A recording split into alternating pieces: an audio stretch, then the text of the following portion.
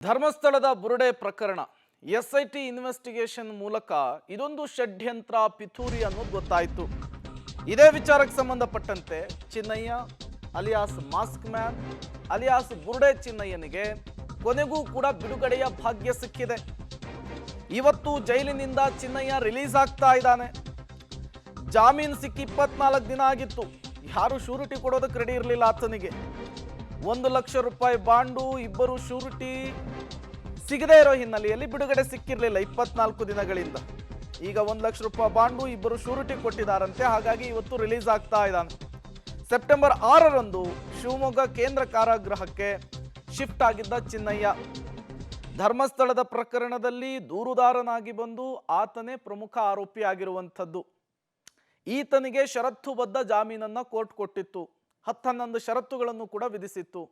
But ಆ ಷರತ್ತುಗಳನ್ನ, ಕಂಡೀಷನ್ಸ್ಗಳನ್ನ follow ಮಾಡೋದಕ್ಕಾಗದೇನೆ 24 ದಿನಗಳಿಂದ ಹೊರಗೆ ಬರೋದಕ್ಕಾಗದೇನೆ ಚಿನ್ನಯ್ಯ ಒದ್ದಾಡ್ತಾ ಇದ್ದ ಜೈಲಿನಲ್ಲಿ. ಇವತ್ತು ರಿಲೀಸ್ ಆಗ್ತಾ ಇದ್ದಾನೆ. ಡೀಟೇಲ್ಸ್ ಕೊಡೋದಕ್ಕೆ ಪುನೀತ್ ದೂರವಾಣಿ ಸಂಪರ್ಕದಲ್ಲಿ ಜಾಯಿನ್ ಆಗಿದ್ದಾರೆ. ಪುನೀತ್, 24 ದಿನಗಳ ಬಳಿಕ ಬೇಲ್ ಸಿಕ್ಕು 24 ದಿನಗಳ ಬಳಿಕ ಇವತ್ತು ಚಿನ್ನಯ್ಯ ರಿಲೀಸ್ ಆಗ್ತಾ ಇದ್ದಾನೆ. ಇದನಿಗೆ ಶೂರಿಟಿ ಕೊಟ್ಟಿದ್ಯಾರು, ಎಷ್ಟು ಗಂಟೆಗೆ ರಿಲೀಸ್ ಆಗ್ತಾ ಇರೋದು, ಏನೆಲ್ಲ ಡೀಟೇಲ್ಸ್ ಸಿಗ್ತಾ ಇದೆ ಅಂತ?